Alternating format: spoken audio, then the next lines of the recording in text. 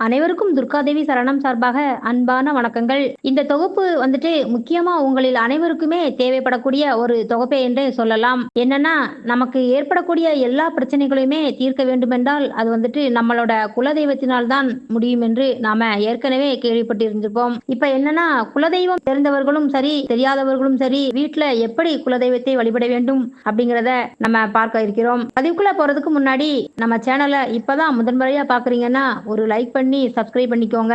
சரி வாங்க இப்ப பதிவுக்குள்ள போகலாம். இப்ப வந்துட்டு குலதெய்வ கோவிலுக்கு போய் அந்த ஆலயத்திற்கு சென்று வழிபடுவது என்பது மிகவும் சிறந்த பலனை கொடுக்கும் என்றே சொல்லலாம். அதுல எந்த மாற்று கருத்துமே இல்லங்க. இன்னொரு விஷயம் என்னன்னு பாத்தீங்கன்னா, குலதெய்வ கோயிலுக்கு சென்று விளக்கேற்றி வைத்து வழிபட்டு வந்தீங்க அப்படின்னா, உங்களுக்கு ஏற்பட்டிருக்கும் தடைகள் எல்லாமே சுலபமாக நீங்கிவிடும். இது வந்து கண்கூடாகவே எல்லாருமே நம்ம பார்க்கக்கூடிய ஒரு விஷயம்தான். வீட்டிலேயே ஒரு பூஜை அறை இருக்குது அப்படின்னா, அதுல எந்த தெய்வத்தை வச்சு வழிபடுகிறீர்களோ இருக்கட்டும். ஆனாலும் கண்டிப்பாக உங்களோட குலதெய்வத்தை வழிபட்டு தான் ஆகணுங்க. அப்ப எப்படி என்ன பண்ணணும் அப்படின்னு சொன்னீங்கன்னா, உங்க குலதெய்வத்தோட படமோ இல்ல உருவப்படமோ இருக்குது அப்படின்னா, அதை வச்சு முறையாக பூஜை பண்ணினாலே போதுமானதுங்க. இல்ல எங்க வீட்டுல உருவப்படம் எதுவும் இல்ல, நாங்க என்ன பண்ணணும் அப்படின்னு சொல்லி கேட்டீங்கன்னா, கண்டிப்பா நாங்க சொல்றத பின்பற்றினாலே போதுமானதுங்க. அப்படி குலதெய்வ படமோ இல்ல உருவமும் இல்லாதவர்கள் என்ன பண்ணணும் அப்படின்னு சொல்லி பாத்தீங்கன்னா, கலச வழிபாடு என்று ஒண்ணு உண்டுங்க. அதை வைத்து வழிபடலாம். இதை வந்துட்டு எல்லா ஆன்மீகவாதிகளுமே இந்த கலச வழிபாடு பண்ணுவதை சரி என்றுதான் ஒத்துக்கொள்வார்கள். இந்த கலச வழிபாட்டிற்கு என்ன தேவை அப்படின்னு பாத்தீங்கன்னா, ஒரு தாம்பூலத்துல அக்ஷதை தேவைங்க. அக்ஷதை என்றாலே உங்களில் எல்லோருக்குமே தெரிய வரும். பச்சரிசியில் நல்ல மஞ்சள் கலந்து வைக்கிறது தான் அக்ஷதை அப்படின்னு சொல்றோம். அதுவும் பச்சரிசி வந்துட்டு முனை முறியாத பச்சரிசியாக இருக்கணுங்க. முனை முறியாத அப்படின்னா அது அரிசி வந்து உடைந்து போகாமல இருக்கணும். அதோட கொஞ்சம் உதிரி பூக்களையுமே கலந்து வச்சுக்கிறது ரொம்பவும் நல்லதுங்க. இந்த கலச வழிபாட்டிற்கு என்று தனியாக ஒரு புதிய செம்பு ஒன்று புதியதாக வாங்கிக் கொள்ளுங்கள். நீங்கள் முதன்முறையாக கலச வழிபாட்டை ஆரம்பிச்சீங்க அப்படின்னா, புதுசா ஒரு செம்பு வாங்குவதுதான் ரொம்ப நல்லது. அதை குலதெய்வ வழிபாட்டுக்கு என்றே பயன்படுத்திக்கோங்க. இனிமேல் குலதெய்வ வழிபாட்டுக்கு மட்டும் இந்த செம்பினை பயன்படுத்தலாம். அந்த செம்பில் சுத்தமான தண்ணீரை பிடித்து நிரப்பி வைத்துக் கொள்ளுங்கள். அதுல வந்துட்டு அந்த செம்பில் கொஞ்சமா மஞ்சள் பொடியையும் தூவிக்கோங்க. மேலும் அந்த செம்பினுள் நம்ம சேர்க்கக்கூடிய முக்கியமான பொருள் தயாராக வைத்துக் கொள்ளுங்கள். அது வந்துட்டு என்னன்னு பாத்தீங்கன்னா, பண வரவை ஈர்க்கக்கூடிய அதீத சக்தி படைத்த பச்சை கற்பூரத்தை நுணுக்கி சேர்த்து கொள்ளணும். பச்சை கற்பூரம் என்பது தெய்வீக உணர்வை நமக்குள் ஏற்படுத்தும். அதனுடன் வாசனை மிகுந்த ஏலக்காய் மற்றும் கிராம்புகளை சேர்த்துக் கொள்ளுங்கள். அதுக்கடுத்து மங்கள பொருட்களான இருக்கும் மஞ்சள் மற்றும் குங்குமத்தை உங்கள் கைகளால் எடுத்து கொஞ்சமாக தூவி கொள்ளுங்கள். மஞ்சள் குங்குமத்தை அதிகம் சேர்க்க கூடாதுங்க. சிட்டிகை அளவுக்கு சேர்த்தாலே போதும். அதனுடன் தானியங்கள் பெருக அன்னபூரணியின் அம்சமாக விளங்கும் பச்சரிசியை கொஞ்சமாக கையில் எடுத்து சேர்த்துக் கொள்ளுங்கள்.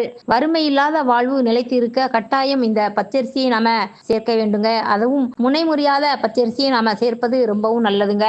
இந்த கலச வழிபாடுகளுக்கு நம்ம வந்து ஏற்ற நாள் என்ன என்று பாத்தீங்கன்னா, அது முதல் ஆரம்பிக்கும் போது வெள்ளிக்கிழமை என்றுதான் நம்ம ஆரம்பிக்க வேண்டும். வெள்ளிக்கிழமை ஆரம்பிப்பதால் நமக்கு மகாலட்சுமி ஆனவள் நமக்கு வீடு புகுந்தி நம்முடைய இல்லங்கள் தேடி வருவாள் என்பது ஐதீகம்.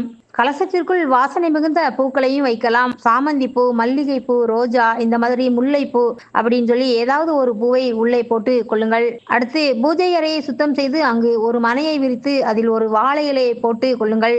வாழை இலையின் மீது பச்சரிசியை பரப்பி கொள்ளுங்கள்.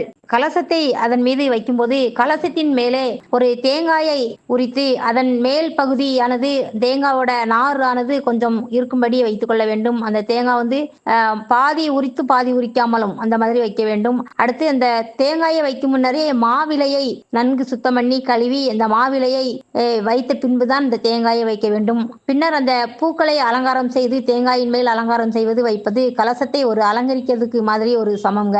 இப்படி உங்கள் குலதெய்வமானது பெண் தெய்வமாக இருந்தால் இந்த கலசத்தை நம்ம அலங்கரிப்பதிலேயே இந்த வழிபாட்டில் நமக்கு ஒரு அஷ்டலட்சுமியானது நமது வீட்டிற்கு நேரடியாக நமக்கு இல்லத்தில் புகுந்து நமக்கு எல்லா கஷ்டங்களையும் நீக்கி நமக்கு அருள் புரிவார் என்பது நிச்சயம்ங்க.